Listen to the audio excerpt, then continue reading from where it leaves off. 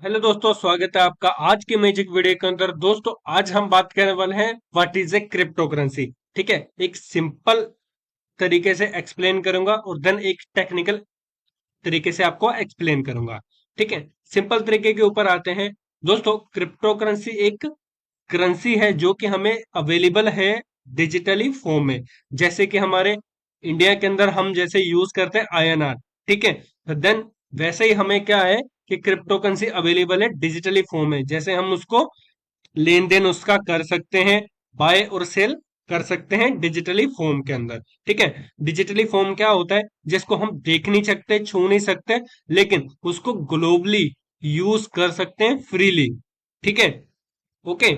दूसरा क्या होता है, इसका सबसे ज्यादा यूज होता है इंटरनेशनल ट्रांजेक्शन के द्वारा। ठीक है, इंटरनेशनल ट्रांजेक्शन क्या होता है कि जैसे मान लो हम अपने इंडिया के अंदर यूज करते हैं आईएनआर। ठीक है, तो अगर हमें किस मान लो इंडिया के बाहर जाना है, ठीक है, जैसे ऑस्ट्रेलिया जाना है, कनाडा जाना है, या फिर जापान जाना है, या पाकिस्तान जाना है। ठीक है, तो हम क्या करते हैं, वहां पे क्या है, अपनी करेंसी को एक्सचेंज करते हैं। ठीक है, आईएनआर तो ओनली इंडिया के अंदर चलते हैं, है ना। लेकिन बाहर अगर हमें कहीं पे बाहर कंट्री के अंदर जाना है, आउट ऑफ इंडिया, तो देन हम क्या करते हैं, अपनी करेंसी को एक्सचेंज करते हैं। लेकिन हमारे पास अगर क्रिप्टो करेंसी है तो हमें एक्सचेंज करने की जरूरत नहीं होती है। देन क्या है कि हम इसको सिंपली वहां पे भी जाके यूज है वो कर सकते हैं अपने डिजिटली वॉलेट के साथ। ठीक है, वो भी हम आगे पढ़ेंगे कि जैसे कि हम डिजिटली वॉलेट क्या होता है, कैसे हम इसको बाय और सेल कर सकते हैं अपने एक्सचेंजेस के द्वारा।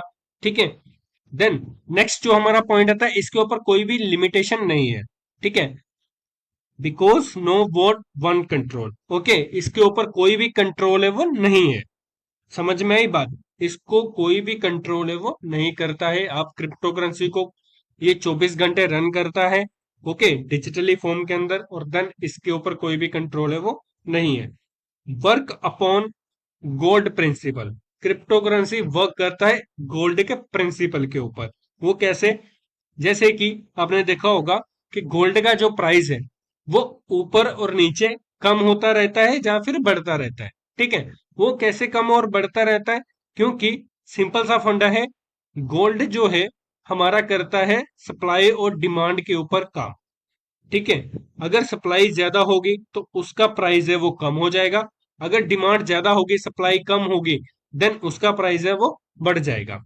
ठीक है, तो यही सिंपल सा फॉर्मूला क्या है कि क्रिप्टो करेंसी के अंदर भी यूज होता है। मान लो कि अभी खरीदने वाले जो बिटकॉइन है, जैसे मान लो खरीदने वाले लोग हैं जो बिटकॉइन टोटल है 10। ठीक है, फॉर एग्जांपल टोटल बिटकॉइन है 10, खरीदने वाले लोग हैं उसके अंदर 5।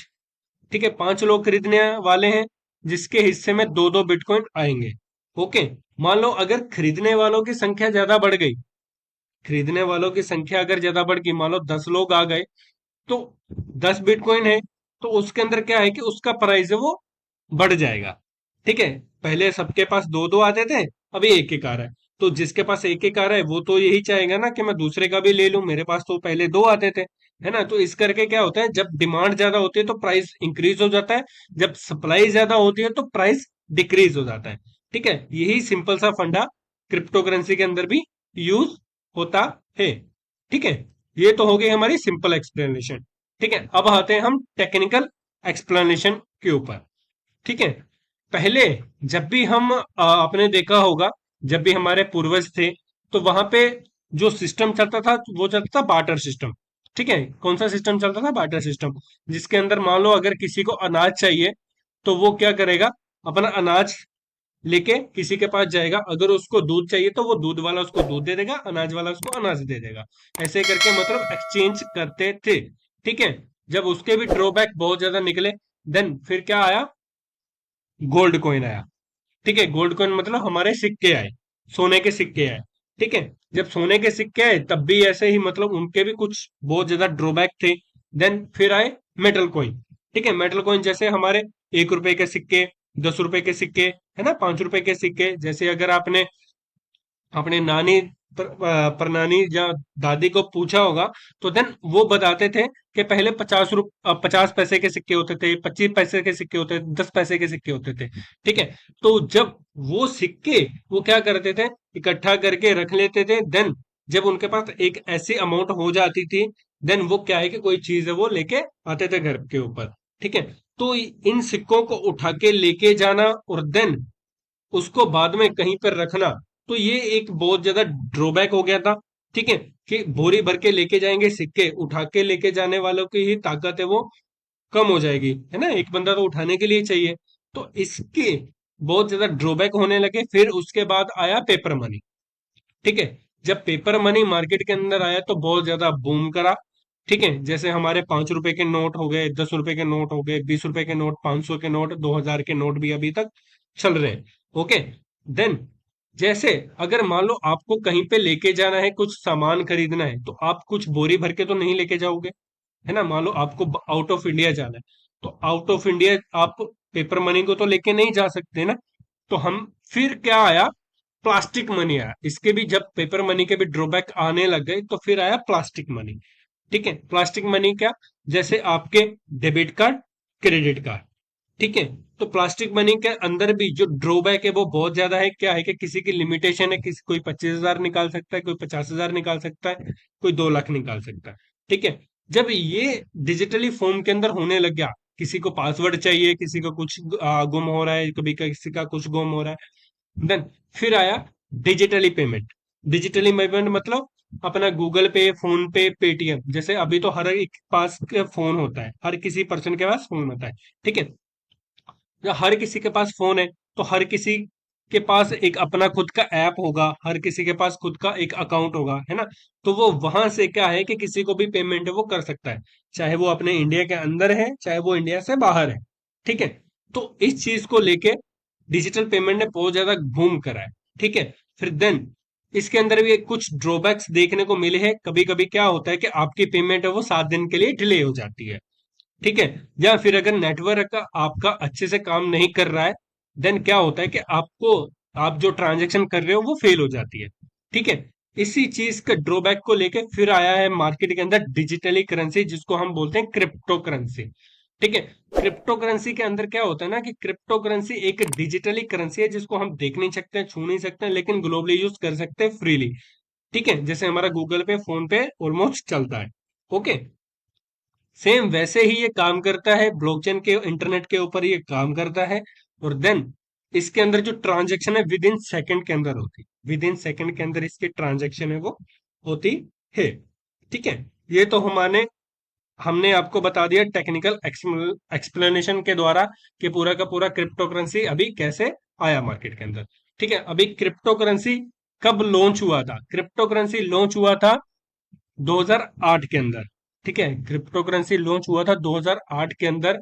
कोई पर्सन था संतोषी नाकामोटो करके, जिसका पिक्चर आज तक भी नहीं पता चला है कि कौन है, किसने बनाया, क्या इसका क्या करते थे ये लोग।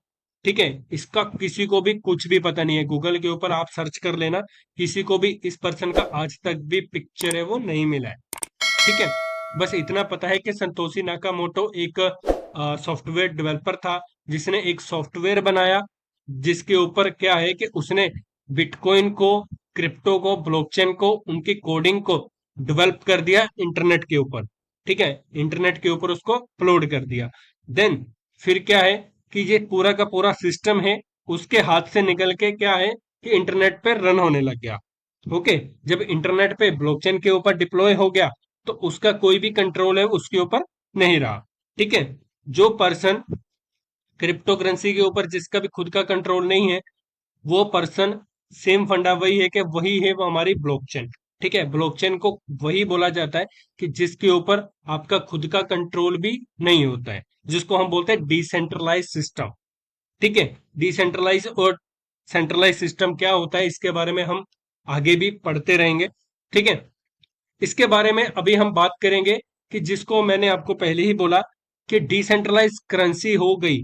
ठीक है। जिसके ऊपर किसी भी पर्सन का कंट्रोल है वो नहीं होता है, जिसको हम बोलते हैं डिसेंट्रलाइज करेंसी। ठीक है। सेंट्रलाइज क्या होता है, मान लो जैसे कि आरबीआई है। ठीक है, जितने भी छोटे मोटे बैंक है, पंजाब नेशनल बैंक हो गया, है ना, एसबीआई बैंक हो गया, या फिर कोई भी बैंक हो गया, इन सबको कौन कंट्रोल करता है? आरबीआई। ठीक है, तो आरबीआई के ऊपर भी एक पर्सन बैठा होगा जो कि सबको कंट्रोल करता है कि किसी को कितना सैलरी देना है, किसका कब प्रमोशन करना है, किसी का जो भी वगैरह वगैरह सब कुछ एक पर्सन है वो देखता है। ठीक है, वो होता है सेंट्रलाइज। डिसेंट्रलाइज क्या होता है? किसी का भी कंट्रोल कुछ भी नहीं है। तुमने क्या करा, एक तुम्हारा सॉफ्टवेयर है, तुमने सॉफ्टवेयर बनाया, कोडिंग डिजाइन करी, उसका प्रिंट निकाला, कॉपी प्रिंट निकाला, देन तुमने क्या किया, कोडिंग को और ब्लॉकचेन को मैच करते हुए तुमने क्या करा, उसको इंटरनेट पे ऊपर डिप्लॉय कर दिया। ठीक है, मतलब अपलोड कर दिया। देन वहां पे तुम्हारा फिर खुद का भी कंट्रोल नहीं है, तुम उसको कभी भी बंद नहीं कर सकते। ठीक है, वो तब तक चलेगा जब तक कि इंटरनेट है। ओके, ये चीज समझना, वो तब तक चलेगा जब तक कि इंटरनेट है। और इंटरनेट का फ्यूचर क्या होने वाला है वो आप जानते ही हो। ठीक है, अभी 5G 4G चल रहा है। ठीक है, आने वाले टाइम के अंदर 6G 7G 8G भी आने वाला है। ठीक है, जापान अभी भी 8G है वो चला रहा है। तो आप समझ सकते हो कि इसका पोटेंशियल है वो कितना है। It was available is open source. ठीक है, ओपन सोर्स है, सबके लिए ओपन सोर्स है। आप क्रिप्टो करेंसी से ट्रेडिंग कर सकते हो। ठीक है, क्रिप्टो करेंसी से ट्रेडिंग कर सकते हो, क्रिप्टो करेंसी को अपने इन्वेस्टमेंट कर सकते हो, इससे अच्छा खासा प्रॉफिट है वो गेन कर सकते हो। दोस्तों, कैसी लगी आपको ये वीडियो कमेंट करके जरूर बताइए। देन ऐसे ही अमेजिंगदार वीडियो देखने के लिए हमारे चैनल को सब्सक्राइब कर लीजिए। देन ऐसे ही हमारी ट्रेडिंग की सीरीज है वो अभी आपके पास आने वाली है। तो होप आप सबको ये वीडियो अच्छी लगी होगी। अगर वीडियो अच्छी लगी हो तो लाइक शेयर एंड कमेंट करके जो बताइए। So thank you.